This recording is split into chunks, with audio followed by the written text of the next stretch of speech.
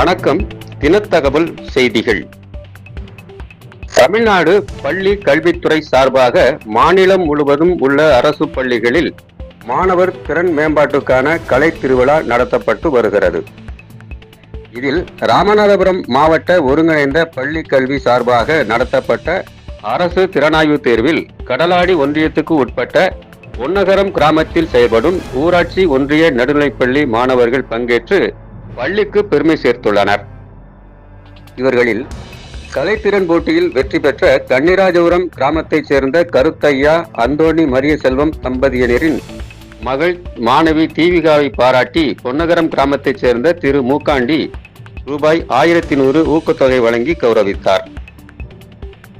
அரசு மாதிரி பள்ளிக்கு தேர்வாகியுள்ள வேம்பார் கிராமத்தைச் சேர்ந்த கௌரி சங்கர் முருகவள்ளி தம்பதியினரின் மகன் மாணவன் செந்தமிழனுக்கு ரூபாய் 1100 ஊக்கத்தொகை திரு மூக்காண்டி வழங்கினார்.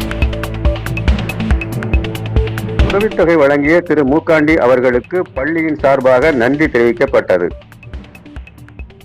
கலை திருவிழாவில் மாவட்ட அளவில் நடைபெற்ற களிமண் சுதை வேலைப்பாடு போட்டியில் பங்கு பெற்ற மாணவன் சுதீஷ்குமார் மற்றும் மாவட்ட அளவிலான திருக்குறள் ஒப்புவித்தல் போட்டியில் 2ஆம் பரிசு பெற்ற கன்னிராஜபுரம் கிராமத்தைச் சேர்ந்த வடிவேல் ஆத்தங்கரை செல்வி தம்பதியினரின் மகன் மாணவன் வாசுதேவ் ஆகியோர்களுக்கு பாராட்டு சான்றிதழ் வழங்கப்பட்டது.